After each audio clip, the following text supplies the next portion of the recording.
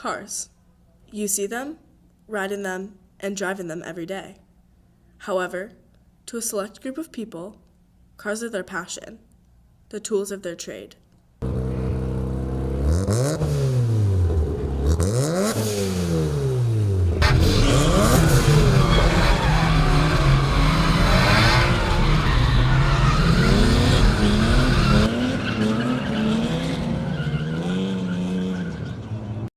During the Great Depression, many poor, young Americans, eager to tinker with machinery and show up the wealthier class, built powerful hot rods. With the creation of these fast cars, also came fast, and consequently, dangerous driving. Instead of just driving fast, more young adults are getting into a driving style called drifting. Drifting first gained popularity in Japan during the 1970s, and has quickly grown into one of the most popular motorsports around the world, specifically in America. As drifting grows, the problems that it comes with grow as well. Destroyed public property, injuries, and fatalities are usually a result of drifting on the open road. This leads to trouble with the authorities, which builds an unhealthy relationship on both ends, as well as affecting their future with poor records. Avid drifters need an environment where they can pursue their passion without getting in trouble or putting lives at risk. Every Wednesday at the Sonoma Raceway, from 6 to 8 o'clock, drifters of all ages have the opportunity to drift on a safe track. My name is Officer Longoria. First name is Josh. I'm a motor officer assigned to traffic. Enforcement is my specialty. Car drifting is causing the vehicle to slide in a controllable amount or measure. Drifting in general is dangerous or compromising to the general public. It's because it's uncontrolled. When doing so, you have a 2-ton missile or a vehicle going in an uncontrolled direction at an uncontrolled speed. Pedestrians or anyone else spectators at that time become vulnerable to injury or even death. My name is Craig Philippi. I am 34 years old. I got into drifting 7 years ago from extremely poor driving habits on the street. How judging works in drifting is the judges will draw the course out on a whiteboard and they will put designated places on the racetrack where they want you to place the vehicle. An outer zone means they want you to run the back of the car into that zone. A inner clipping point would be a cone that they intend for you to run the nose of the car.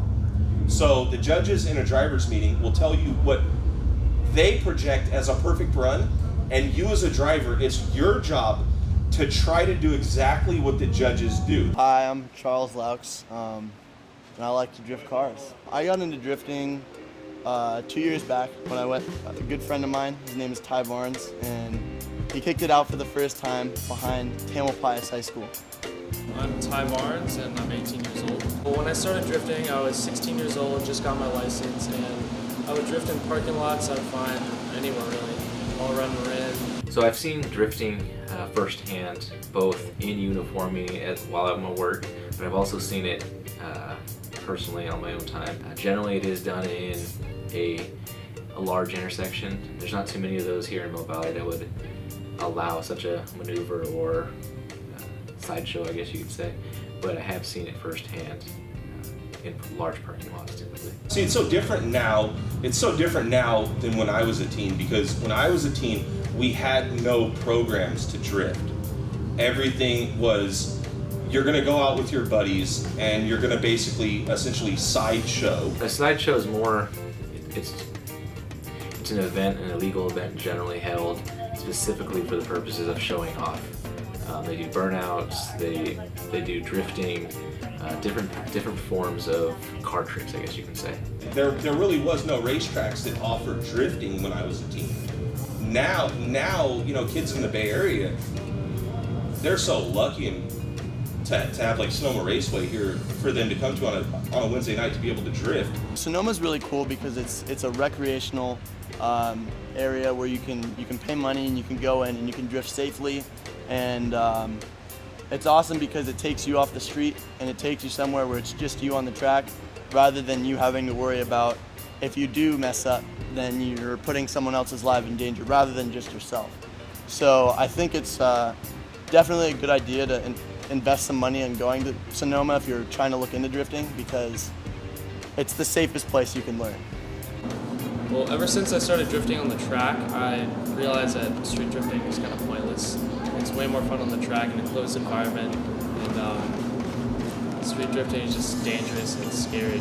Like, I used to go from speeding, burning rubber, running from the police on like a weekly, if not daily basis, to now that I have Sonoma, I don't have any urge to speed on the street. I don't have any urge to burn rubber on the street, because like the first time I ever drifted on a track, the biggest amazement to it was I don't have to worry about cops coming around the corner, or who's watching, or is there a car I have to worry about hitting.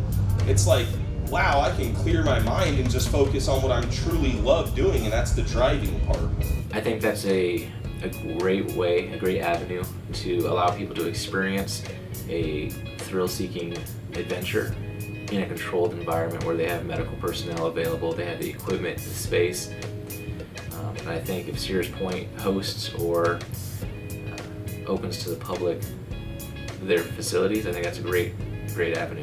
Thanks to Sonoma Raceway, drifting can safely be practiced as a hobby and as a profession, continuing America's long history with motorsports.